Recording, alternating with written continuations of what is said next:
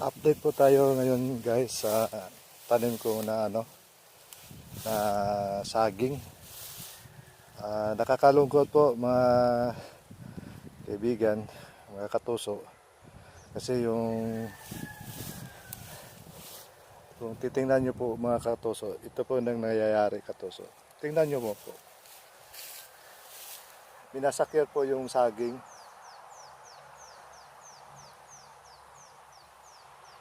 Napakawalang hiya po. Tatlo po ito na damage mga katuso. Ito yung ito po yung isa. Ito yung isa. Tingnan nyo po. Tapos yung pangalawa.